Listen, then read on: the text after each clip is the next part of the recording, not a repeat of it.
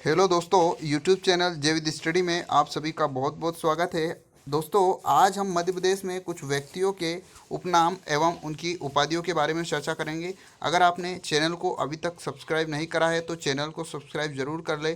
साथ में bell icon पर भी क्लिक कर लीजिए ताकि आपको जो है विभिन्न वीडियोज़ की नोटिफिकेशन समय समय पर मिल जाए। तो चलिए आज हम चर्चा करते हैं इस टॉपिक की। ये हमारे सामने कुछ व्यक्तियों के उपनाम एवं उपाधि। तो चलिए देखते हैं। सबसे पहले अगर हम बात करें तो कुंवर चैन सिंह नाम के एक व्यक्ति हुए हैं मध्य प्रदेश में, जिनको मध्य प्रदेश का मंगल पांडे कहा जाता है। कुंवर चैन सिंह मध्य प्रदेश का मंगल पांडे। उसके बाद तानसेन जो है, तानसेन को संगीत का सम्राट कहा जाता है। तानसेन संगीत सम्राट। अगला है कालिदास। कालिदास जो है उज्जैन क्षेत्र के हुए, इनको भारत का शेक्सपियर कहा जाता है। कालिदास को भारत का शेक्सपियर कहा जाता है। इसके अलावा मनु जो है ये रानी लक्ष्मीबाई का उपनाम है। मनु रानी लक्ष्मीबाई का मूल नाम था और इनको जो है उपाधि है, इनका उपनाम जो है रानी लक्ष्मीबाई। अगला है शहीद जो है हमारे चंद्रशेखर आज़ाद को कहा जाता है। चंद्रशेखर आज़ाद शहीद।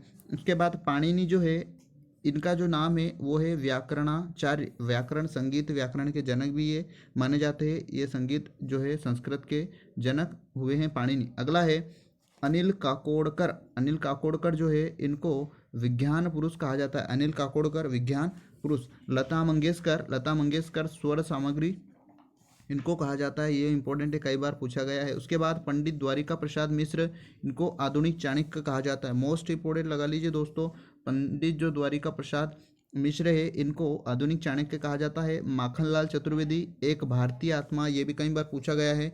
माखनलाल चतुर्वेदी को एक भारतीय आत्मा कहा जाता है। इसके बाद रानी अवंतीबाई जो है, इनको रामगढ़ की झांसी की रानी कहा जाता है। रानी अवंतीबाई को रामगढ़ की झांसी की रानी। इसके अलावा कुंजीलाल दुबे जो है, कुंजीलाल दुबे को मध्य प्रदेश के विधि पुरुष कहा जाता है। मध्य प्रदेश के विधि पुरुष कुंजीलाल दुबे। ये भी प्रश्न पूछा गया है। विजय राजे सिंधिया, इनको राजमाता की उपाधि दी गई है।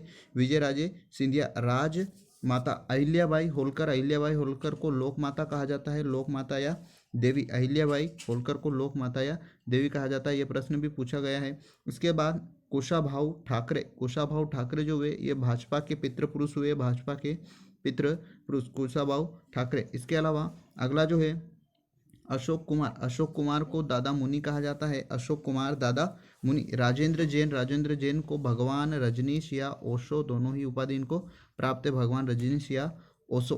के बाद दिग्विजय सिंह। दिग्विजय सिंह को दिग्गी राजा कहा जाता है।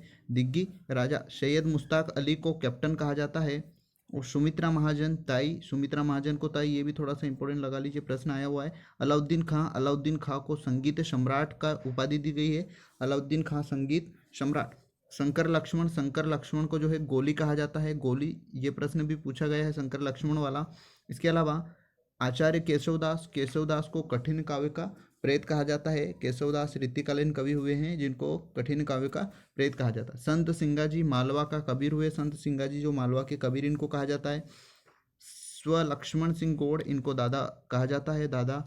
शिवराज सिंह चौहान। शिवराज सिंह चौहान जो हुए इनको मामा जी की उपाधि दी जाती है। शिवराज सिंह चौहान जो है ना। उसके बाद जो है अमृतलाल बेगड़, ये नर्मदा पुत्र हुए। अमृतलाल बेगड़ नर्मदा पुत्र। और लास्ट है श्रीनिवास तिवारी, इनको विंध्य का शेर कहा जाता है। श्रीनिवास तिवारी विंध्य का शेर। तो ये हमारा छोटा सा टॉपिक व्यक्तियों के उपनाम। यहाँ से दोस्तों प्रश्न एक प्रश्न आपको हो सकता है जरूर देखने को मिले।